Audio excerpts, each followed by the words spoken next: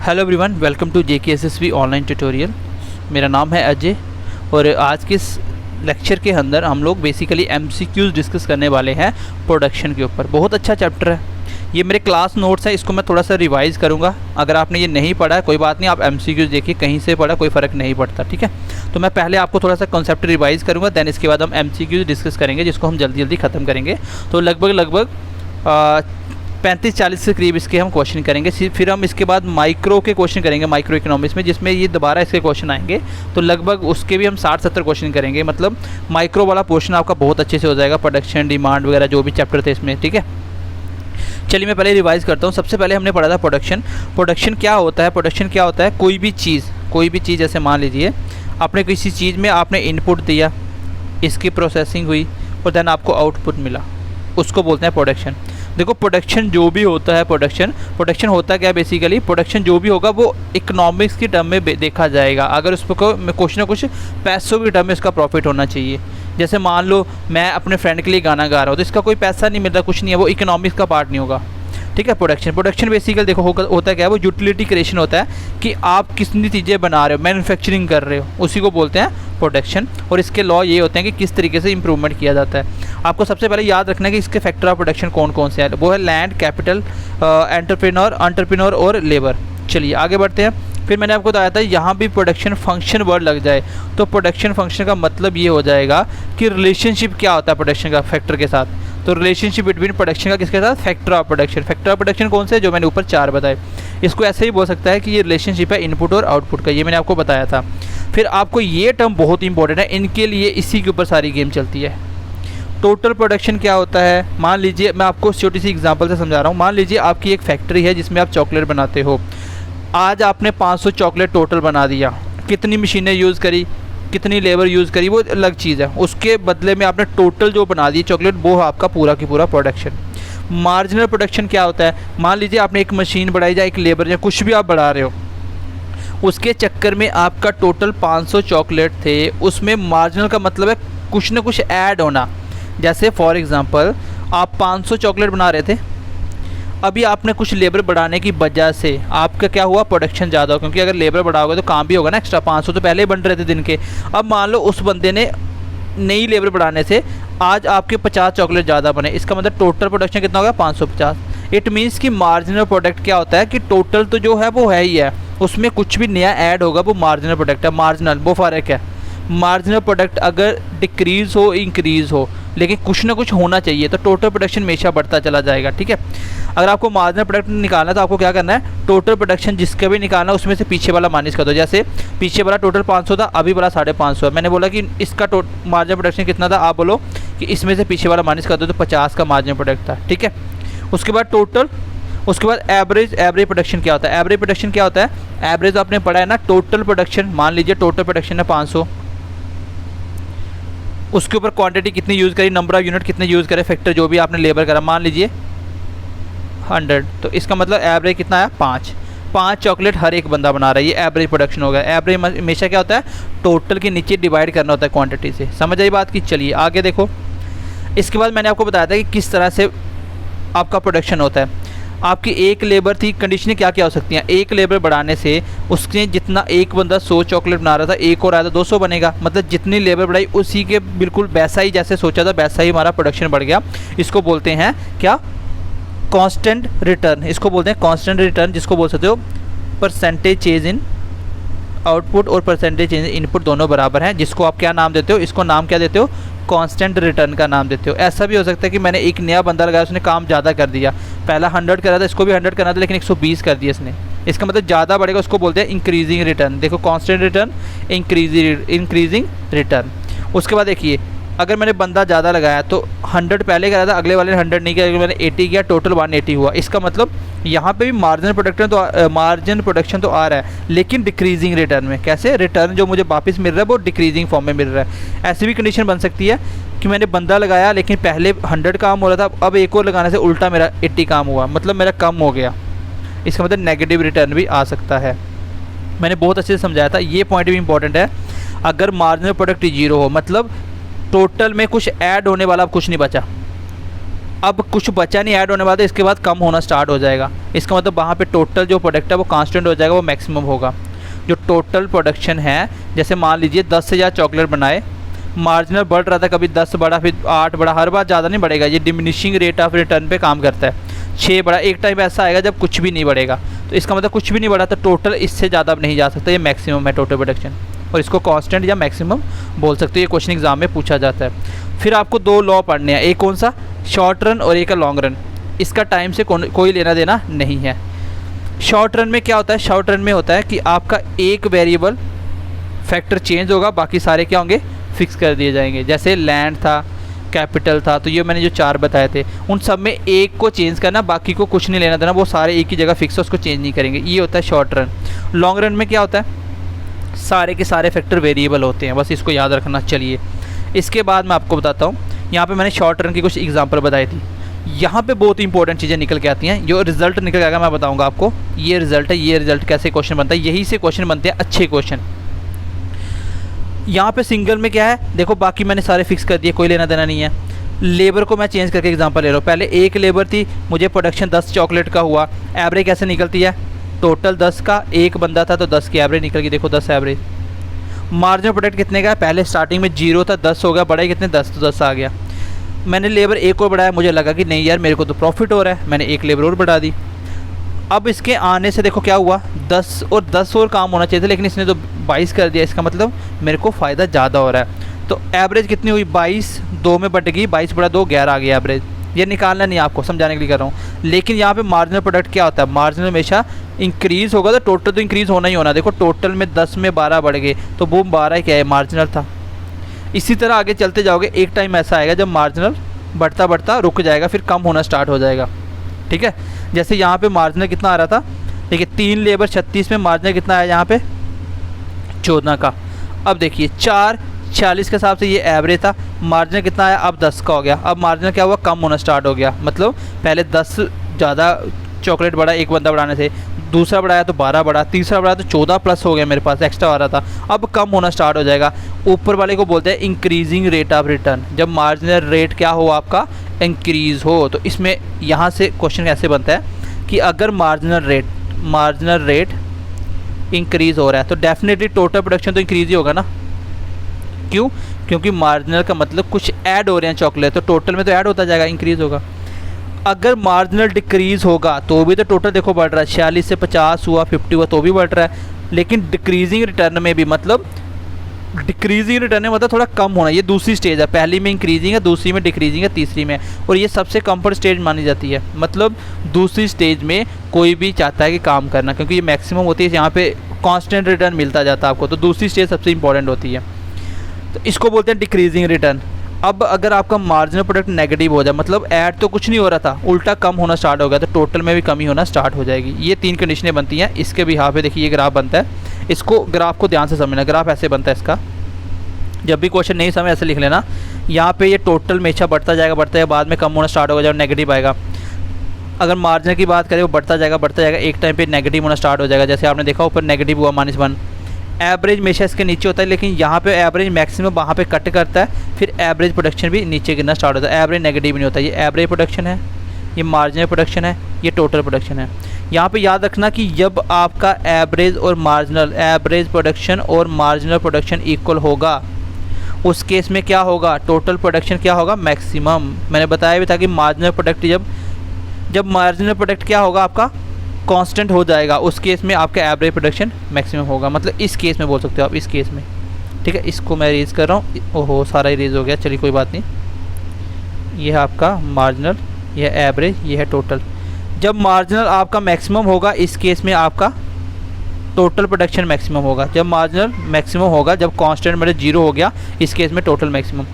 लेकिन जब एवरेज बढ़ता जा रहा है तब टकराता है मार्जिनल से, और हमेशा उसके नीचे होता है। लेकिन इसके बाद एवरेज भी कम होना स्टार्ट होगा, मार्जिनल भी कम होना स्टार्ट होगा। रिलेशन ये बनता है, देखो यहाँ पे ये रिलेशन आपको याद रखना है। क्वेश्चन आता है कि अगर आपका एमपी इंक्रीज़ होगा, मार्जिनल इंक्रीज़ होगा, तो मुझे बताइए एवरेज प्रोडक्शन में क्या होगा। भाई मार्जिनल इंक्रीज़ का मतलब कुछ ना कुछ बढ़ रहा है, तो एवरेज भी कुछ बढ़ेगी। तो इसका मतलब इस केस में मार्जिनल एवरेज से ज़्यादा होता है, ऐसे बोल सकते हो।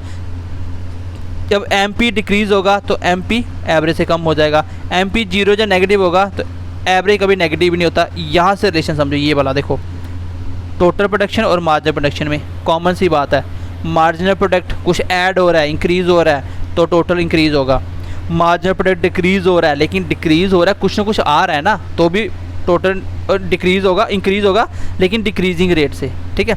जब MP जीरो तो कांस्टेंट मैक्सिमम, टोटल प्रोडक्शन सबसे ज़्यादा, इससे ज़्यादा नहीं जाएगा। जब नेगेटिव भी आएगा तो तब जाके ये डिक्रीज़ होगा। एक ये रिलेशन याद रखना, एक इसका। दूसरा लॉन्ग रन को बोलते हैं law of return to scale, और पहले को क्या बोलते हैं शॉर्ट रन को, लॉ ऑफ वेरिएबल प्रोपोर्शनल, इसको बोलते हैं रिटर्न। तो ये मैंने डाटा समझा दिया, इसमें भी आपको याद कुछ नहीं रखना, ठीक है। चलिए, इसमें क्या होता है लॉन्ग रन में इंक्रीज़ होता है, कांस्टेंट होता है, डिक्रीज़ होता है। और शॉर्ट में क्या था, कांस्टेंट नहीं था, उसमें इंक्रीज डिक्रीज और नेगेटिव था, इसमें नेगेटिव नहीं होता। ऐसा याद आपको ज़्यादा रखने की ज़रूरत नहीं है। फिलहाल यह लॉन्ग रन, इससे क्वेश्चन नहीं आता है, मैं आपको भी MCQs पे लेके चल रहा हूँ, ये मैंने आपको समझा दिया था। आपको इंपॉर्टेंट बात ये याद रखनी है यहाँ पे, बस एक ही ग्राफ ये वाला याद रख लेना। जब एवरेज और मार्जिनल प्रोडक्ट मिलते हैं, ये मार्जिनल ये एवरेज जब मिलते हैं तो एवरेज अपने मैक्सिमम पीक पे होता है। जब एवरेज मैक्सिमम हो तो मार्जिनल प्रोडक्ट को मिलता है ऊपर इंक्रीजिंग ऑर्डर, जब हो डिक्रीजिंग आते टाइम नहीं मिलता, इंक्रीजिंग टाइम मिलता है। इसके बाद जब एवरेज प्रोडक्शन क्या होगा, इंक्रीज़ हो रहा हो, एवरेज जब इंक्रीज़ हो रहा हो, एवरेज इंक्रीज़ का मतलब आज सबकी जेब में 3-3 रुपये हैं, 4 बंदे होने से सबकी जेब में 4-4 हो गए, इसका मतलब आने वाला ज़्यादा लेके आया, अपने भी 4 लेके आया, आपको भी एक एक्स्ट्रा दे दिया, तो ज़्यादा होने के चक्कर में मार्जिनल प्रोडक्ट हमेशा ज़्यादा होगा, इसका मार्जिनल प्रोडक्ट ज़्यादा होगा। जब एवरेज प्रोडक्शन डूबता है, मतलब आप समझ लो कि जब आप AP का मतलब आप, जब आप नीचे जाते हो तो नीचे जाते जाते आप हाई हो जाते हो MP से, मार्जिनल प्रोडक्ट से आप ज़्यादा हो जाते हो। ये रिलेशन याद रखना, क्वेश्चन आता है।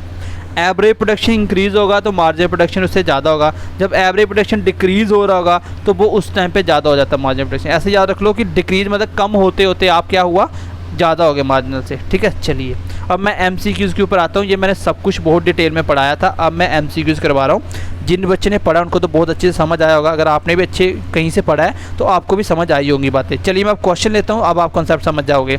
चलिए, क्वेश्चन नंबर फर्स्ट देखिए आज की करवाई। चलिए, क्वेश्चन नंबर फर्स्ट देखिए, इन प्रोडक्शन फंक्शन। तो मैंने आपको बताया था बेसिक में कि प्रोडक्शन फंक्शन यहाँ भी आएगा, इसका मतलब प्रोडक्शन का क्या है, रिलेशनशिप बताना होता है। तो वो किसके साथ होता है, वो फैक्टर ऑफ प्रोडक्शन के साथ होता है, क्योंकि प्रोडक्शन का बेसिक फंक्शन होता है फैक्टर ऑफ प्रोडक्शन के साथ, ठीक है। चलिए आगे बढ़ते हैं, इसमें कुछ है नहीं, फैक्चुअल क्वेश्चन है ये। The basic reason of operating the law of diminishing return. तो डिमिनिशिंग रिटर्न क्या होता है, आपने सबसे सीखा भी होगा, सबने आपको सिखाया भी होगा। तो डिमिनिशिंग रेट ऑफ रिटर्न का मतलब होता है जब भी आप कोई भी काम करते हो, वो हमेशा आज आपको मैक्सिमम चीज़ मिली है तो हमेशा वो बढ़ती नहीं जाएगी, मतलब कम होना स्टार्ट हो जाएगी, चीज़ कम होना स्टार्ट हो जाए। उसका मेन रीज़न क्या होता है, सबसे मेन रीज़न तो एक ये है कि स्केर्सिटी होती है फैक्टर की, मतलब चीज़ों की कमी होती है जिसकी वजह से वो पूरा नहीं हो पाता है। बाकी इम्परफेक्ट सब्स्टिट्यूशनल बिटवीन फैक्टर, जो फैक्टर होते हैं जैसे लैंड हो गया, कैपिटल हो गया, ठीक है, एंटरप्रेन्योर हो गया, फिर उसके बाद कैपिटल, एंटरप्रेन्योर, लेबर हो गया, ये 4 फैक्टर ऑफ प्रोडक्शन है। इनके बीच में ना जो सब्स्टिट्यूशन वो बिल्कुल सही नहीं हो पाता है, ठीक है। तो इसका आंसर भी यही है, बोथ, इसका आंसर है बोथ ऑफ दीज। चलिए, which of the following explain the short run production. तो मैंने आपको 2 लॉ पढ़ाए थे, लॉ ऑफ प्रोडक्शन में बताया था आपको short run, long run. Short को बोलते हैं variable, law of variable proportion, और लॉन्ग को बोलते हैं लॉ ऑफ रिटर्न, ठीक है। चलिए, इसको क्या बोलते हैं, लॉ ऑफ वेरिएबल प्रोपोर्शनल बोलते हैं। ये तो आपको सबको अच्छे से आता भी होगा। चलिए आगे बढ़ते हैं। लॉन्ग रन को क्या बोलते हैं, इसको बोलते हैं law of returning, increasing return, या लॉ ऑफ रिटर्न स्केल। तो आंसर है लॉ ऑफ रिटर्न स्केल्स। चलिए आगे देखिए, question number 5, in which stage of production are rational producer like to operate in short run production. तो short run production में जो आपका कोई भी जो प्रोडक्शन कर रहा है वो किस में अच्छा फील करता है। रेशनल का मतलब होता है वो सोच समझ के प्रोडक्शन कर रहा है, प्रोड्यूसर जो सोच समझ के काम करता है, तो वो कौन सी स्टेज में होता है। तो याद रखना वो सेकंड स्टेज में होता है, वो सेकंड स्टेज में होता है, ठीक है। यहाँ पे सेकंड स्टेज में क्या होता है, लॉ ऑफ डिमिनिशिंग रिटर्न आता है, ठीक है। डिमिनिशिंग रिटर्न आता है, मतलब टोटल में हमेशा कम होना स्टार्ट हो जाता है, टोटल में कुछ ऐड कम होना, लॉ ऑफ डिमिनिशिंग रिटर्न। यही क्वेश्चन आपका पंचायत अकाउंट असिस्टेंट में लास्ट ईयर में पूछा गया था। ठीक है, चलिए आगे बढ़ते हैं। Law of variable proportion explains 3 stages of production. In the first stage of production क्या होता है, तो मैंने आपको अभी बेसिक में इससे पहले जो मैंने समझाया आपको, जो भी हमारे बच्चे उनको तो हमने समझा दिया, बाकी आपको MCQs आपने पढ़ा भी होगा। देखो क्या है इसमें, बेसिकली मैंने बोला एक ही ग्राफ को याद रखो, ये होता है आपका मार्जिनल जो नेगेटिव हो जाता है, इसमें ये एवरेज बढ़ता है लेकिन ये कम होना, नेगेटिव नहीं आता, और टोटल प्रोडक्शन ऐसे बढ़ता है। जब आपका मार्जिनल प्रोडक्शन क्या होगा, मैक्सिमम होगा, उसके बाद कम होना स्टार्ट हो जाएगा। मैक्सिमम होता है जब जीरो हो जाएगा, मार्जिनल मतलब कुछ ऐड होना, तो टोटल प्रोडक्शन उस टाइम क्या होता है, मैक्सिमम होता है। इसके बाद वो बढ़ेगा नहीं, ये मैक्सिमम होता है। मतलब जब मार्जिनल प्रोडक्शन जीरो होता है, टोटल प्रोडक्शन मैक्सिमम होता है। ठीक है, इस केस में क्या होता है, क्या दोनों की दोनों MP और AP राइज होते हैं। कौन सी स्टेज की बात कर रहा है, देखो पहले स्टेज की बात कर रहा है। इस केस में क्या MP AP राइज होते हैं, बिल्कुल दोनों की दोनों राइज होते हैं। यहाँ पे एवरेज प्रोडक्शन भी राइज होता है, मार्जिनल प्रोडक्शन भी राइज होता है। लेकिन जब भी एवरेज प्रोडक्शन राइज होगा, मैंने बताया वो अच्छे से, मार्जिनल प्रोडक्शन हमेशा एवरेज से ज़्यादा होगा, दोनों इंक्रीज़ होंगे। जब एवरेज प्रोडक्शन डिक्रीज़ होना स्टार्ट हो जाएगा तो एवरेज प्रोडक्शन ज़्यादा हो जाएगा मार्जिनल प्रोडक्शन। ये बात याद रखना, क्वेश्चन आएगा तो इस केस में आएगा पहले वाला ऑप्शन, ऑप्शन नंबर A। चलिए आगे बढ़ते हैं, question number 7। Eight which time all the factor of production में बी चेंज। तो किस टाइम पे फैक्टर ऑफ प्रोडक्शन में भी change, eight which time all the factor, सारे फैक्टर चेंज होने हैं, तो वो लॉन्ग रन में होते हैं। शॉर्ट में क्या होता है, एक ही फैक्टर चेंज होता है। चलिए आगे बढ़ते हैं। Which factor among following we find in short run production. Fix factor, variable factor, both A and B, none of the. तो बहुत अच्छा क्वेश्चन है, बच्चे इसको मैक्सिमम गलत करते हैं। क्यों? क्योंकि उनको लगता है कि यहाँ पे फिक्स फैक्टर काम करता है। बेटा एक वेरिएबल, रेस्ट 3 फिक्स होते हैं। इसका मतलब काम तो दोनों कर रहे हैं ना, तो आंसर इसका बहुत आएगा। ये दोनों उसके पार्ट हैं। ठीक है, चलिए। This cycle which increase first and after being constant start to reduce is called. उसको क्या बोलते हैं? ये कौन सा साइकिल होता है जिसमें पहले तो ये क्या होता है, इंक्रीज होता है, फिर वो क्या होता है, कांस्टेंट होता है, उसके बाद क्या होता है, डिक्रीज होना स्टार्ट हो जाता है। ठीक है, और नेगेटिव की बात नहीं करी है। तो इस केस में आप आंसर क्या लगाओगे गाइज? सबसे पहले देखिए, एवरेज प्रोडक्शन बिल्कुल पहले इंक्रीज़ होता है, कांस्टेंट होता है, डिक्रीज होना स्टार्ट होता है, बिल्कुल सही आता है, उसमें ये स्टेज आती है। मार्जिनल प्रोडक्ट में भी पहले इंक्रीज़, कांस्टेंट जब जीरो होता है उसके बाद डिक्रीज बिल्कुल आता है। टोटल प्रोडक्शन में पहले इंक्रीज़ होता है, फिर कांस्टेंट होता है, डिक्रीज होता है। इसका मतलब इसका आंसर आ जाएगा ऑल ऑफ दीज। तो ऑल ऑफ दीज तो 99% आंसर होता ही है। ठीक है, अगर नहीं समझ आएगी तो ऑल ऑफ दीज लगा देना। विच of the following is a source of production. इसको स्पेलिंग सही कर लेना। ठीक है, इसको सोर्स ऑफ प्रोडक्शन कर लेना। ठीक है, चलिए। क्या लैंड होता है? क्या लैंड होता है? बिल्कुल होता है। लेबर होती है? बिल्कुल होता है। कैपिटल होता है? बिल्कुल होता है। और एक एंटरप्रेन्योर भी होता है। चलिए, इसका आंसर आ जाएगा ऑल ऑफ दीज। आगे बढ़ते हैं, question number. Law of variable proportional is related to. तो वेरिएबल प्रोपोर्शन किसके रिलेटेड है? तो आपको मैंने बताया था शॉर्ट रन के। ठीक है, पहले पढ़ लिया हमने क्वेश्चन। 12 देखिए, an active factor of production. अच्छा क्वेश्चन है ये। एक्टिव फैक्टर कौन सा होता है? तो लेबर इसका एक्टिव फैक्टर होता है, जो एक्टिव होकर काम कर रहे होते हैं। ठीक है, डेली अप एंड डाउन वगैरह। तो इसको अब एक्टिव फैक्टर ऐसे याद रखें। चलिए क्वेश्चन नंबर आगे देखते हैं, question number 13। The short run as economist use the phrase is characterized by. जो शॉर्ट टर्म यूज़ की जाती है इकोनॉमिक्स में, आप टर्म पढ़ रहे, शॉर्ट टर्म जो लॉ ऑफ प्रोडक्शन का पार्ट है, तो इसको किस तरीके से करेक्टराइज कर सकते हो? देखो सबसे पहला ऑप्शन देखिए, और है कि इसको कर लो एट लीस्ट। ठीक है, at least one fix factor of production and firms neither leaving nor entering the industry. चलो मान लीजिए आपको ये आगे वाली बात समझ नहीं आई, लेकिन इतनी बात तो समझ आई है कि जो आपका शॉर्ट रन है उसमें एटलीस्ट वन फैक्टर ही फिक्स किया जाता है। यहाँ तक तो ऑप्शन सही है। चलिए आगे बढ़ते हैं, मुझे अभी इसमें डाउट है। चलिए आगे बढ़ते हैं। Generally a period which is shorter than 1 year. तो ऐसा मैंने कहीं नहीं पढ़ा है। मैंने बोला ना, एज के रिलेटेड होता नहीं है ये। 2 साल के नीचे भी शॉर्ट में आ जाता है। ठीक है, शॉर्ट रन में आ जाता है। नेक्स्ट देखते हैं, नेक्स्ट क्या है? All factor of production are fix and no variable में। क्या सारे फैक्टर ऑफ प्रोडक्शन फिक्स होते हैं शॉर्ट में? वो तो लॉन्ग में होते हैं। ठीक है, चलिए आगे देखते हैं। All inputs are variable and, क्या सारे इनपुट वेरिएबल होते हैं? बिल्कुल भी नहीं होते। इसका मतलब अगर मैं लॉजिकली सोचूं तो भी मेरा पहला ऑप्शन सही हो जाएगा। ऐसा ज़रूरी नहीं है कि आपको हर एक बात आए तभी आंसर होगा। यही तो चीज़ होता है कि पढ़ना और एग्ज़ाम में इम्प्लीमेंट करना, दोनों में फ़र्क होता है।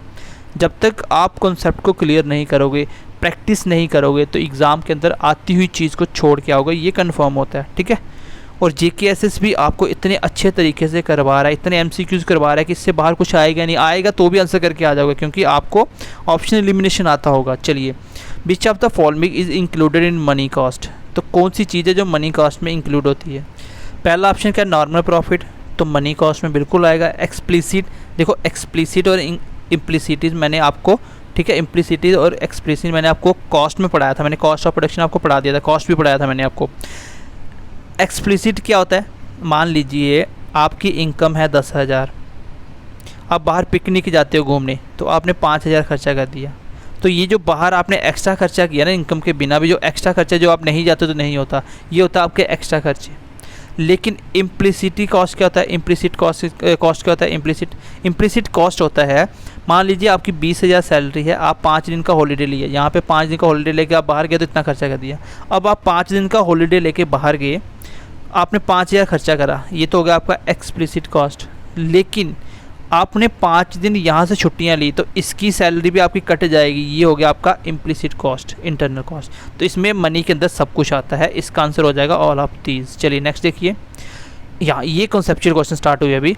If the marginal product of labour is below the average product of labour it must be true that, ये 4 ऑप्शन है। देखो पहले समझा देता हूँ मैं, देखिए बोल रहा है कि अगर जो मार्जिनल प्रोडक्ट है, ये होता है अगर आप इसका मार्जिनल एवरेज, अगर मार्जिनल प्रोडक्ट क्या है, below the average product of labour है, इट मस्ट बी, तो देखो मार्जिनल प्रोडक्ट क्या करना है, एवरेज से कम करना है, यही बोल रहा है ना, बिलो कम करना है।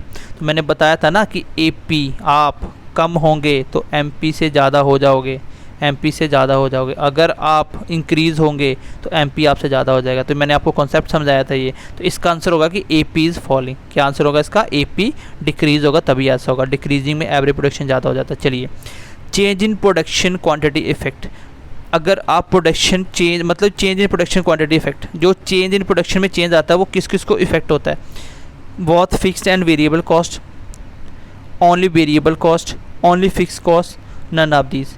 तो डेफिनेटली यहाँ पे आंसर आएगा ओनली वेरिएबल कॉस्ट। तो प्रोडक्शन में फ़र्क तो वही डालेगा ना जो चीज़ें चेंज हो रही हैं, जो चेंज ही नहीं करे उस पर क्या फ़र्क पड़ेगा प्रोडक्शन पे, ठीक है। तो इसका आंसर आ जाएगा वेरिएबल कॉस्ट वाला।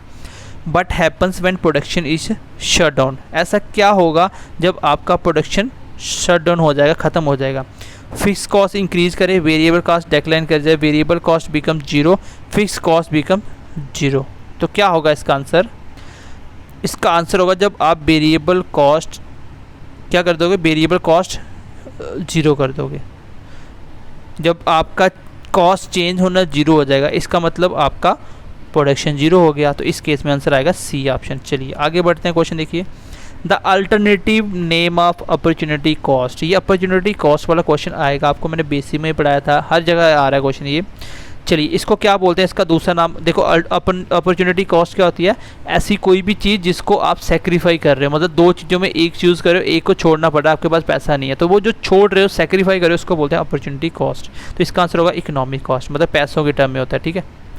चलिए आगे बढ़ते हैं, when average cost is decreasing, फिर से कॉन्सेप्ट वाला क्वेश्चन आ गया, अगर एवरेज कॉस्ट डिक्रीज हो रहा है तो what status marginal cost has he compare to average cost. तो डेफिनेटली एवरेज कॉस्ट जब डिक्रीज़ होता है, एवरेज कॉस्ट जब आप डिक्रीज़ होते हो तो आप बड़े हो जाते हो मार्जिनल कॉस्ट, इतना पता हो तो आंसर आ जाएगा। चलिए एवरेज कॉस्ट बड़ी करनी है तो ये हो गया एवरेज कॉस्ट मार्जिनल से बड़ी, आंसर आ गया। छोटी नहीं होगी, बराबर नहीं होगी, नॉट इक्वल, तो ये आंसर आएगा, ठीक है। मान लो इक्वल आपको नहीं पता तो भी आंसर आ जाएगा, ऑप्शन एलिमिनेशन आएगा आपको, ठीक है।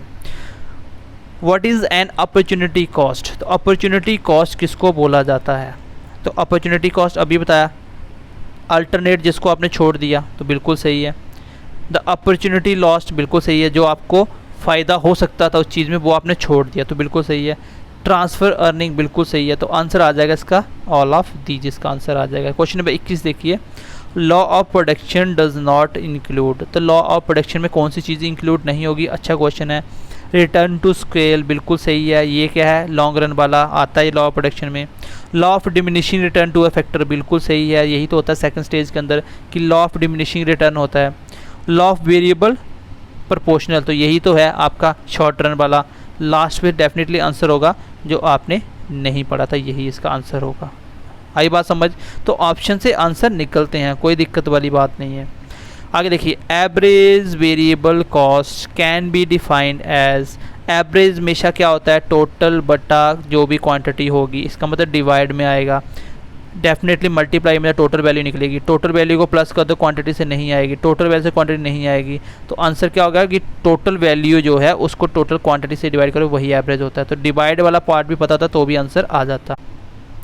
चलिए गाइज, आज के क्वेश्चन में ये भी ख़त्म कर रहा हूँ, बाकी मिलते हैं नेक्स्ट क्लास में, ठीक है। इसको हम ख़त्म करेंगे, तब तक के लिए ध्यान रखिए अपना। Bye bye, take care and God bless you. और छोटी सी रिक्वेस्ट है, बस दोस्तों के साथ शेयर कीजिए, ज़्यादा से ज़्यादा दोस्तों को शेयर कीजिए। अगर आपको लग रहा है कि आपकी तैयारी में कमी है अभी भी, तो 499 का बिल्कुल सबसे फ्री आप कॉस्ट कोर्स समझ सकते हो इसको आप, जिसमें 3 कोर्सेज 50 तक मॉक टेस्ट देंगे आपको सेक्शनल, इवन कि इतने सारे 600 से 700 तक लेक्चर पड़े हुए हैं, इतने अच्छी क्वालिटी के लेक्चर हैं, एमसीक्यूज़ दे रहे हैं, एमसीक्यूज़ के साथ साथ आपको पीडीएफ दे रहे हैं, सब कुछ दे रहे हैं। इससे ज़्यादा और क्या ही कर सकते हैं। हम चाहते हैं कि JNK का हर गरीब से गरीब बच्चा भी पढ़े, ठीक है।